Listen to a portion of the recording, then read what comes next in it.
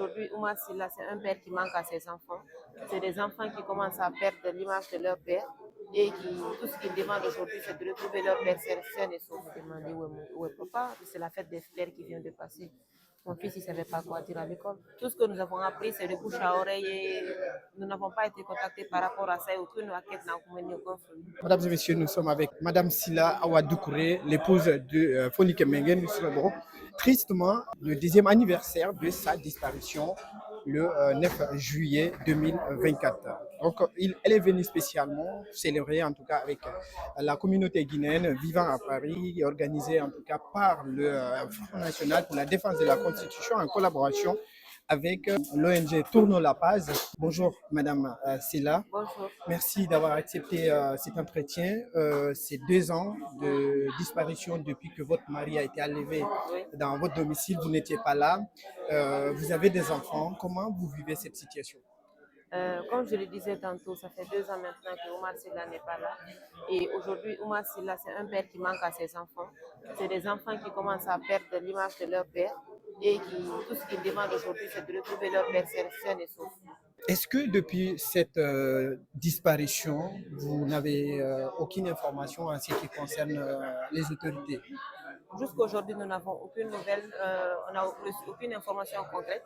Tout ce que nous avons appris, c'est de bouche à oreille et nous n'avons pas été contactés par rapport à ça et aucune enquête n'a mené aucun fruit. Le rapport de Kouma Media qui parlait de camp de Kalea où il y avait pas mal de personnes qui sont envoyées dans ces camps. Est-ce que vous avez des nouvelles en ce qui concerne ces camps? Est-ce que vous avez également été informé en ce qui concerne ce qui se passe là-bas?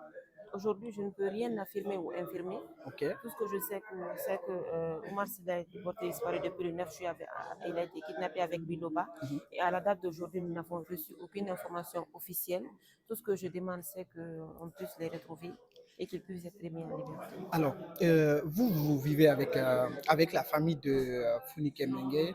Sa mère est décédée, son grand frère également est décédé, vous n'avez pas de nouvelles. Comment sa famille, elle, vit de cette situation? Eh bien, c'est une famille qui vit aujourd'hui dans l'attente et dans l'espoir de retrouver un membre de leur famille qui les a été arraché et qui garde l'espoir de pouvoir le retrouver un jour. J'ai fait une interview avec Madame Kamara, la femme de Habib Marouane, où elle me parlait un peu de ce que les enfants demandaient. Vous, comment les enfants vous demandent en ce qui concerne leur père? En fait, les enfants, c'est des choses qui viennent très spontanément. Okay. Une sortie d'école, un anniversaire, quelque chose d'important pour eux, une vision de leurs camarades avec leurs parents, et ça revient spontanément. Et ça vient souvent à des moments où on n'est pas forcément préparé à ça tout de suite pour répondre pour donner une réponse adaptée à la situation.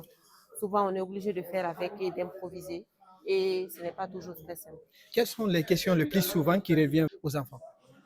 C'est, par exemple, il peut me demander où est papa. C'est la fête des frères qui vient de passer. Mon fils, il ne savait pas quoi dire à l'école. Okay.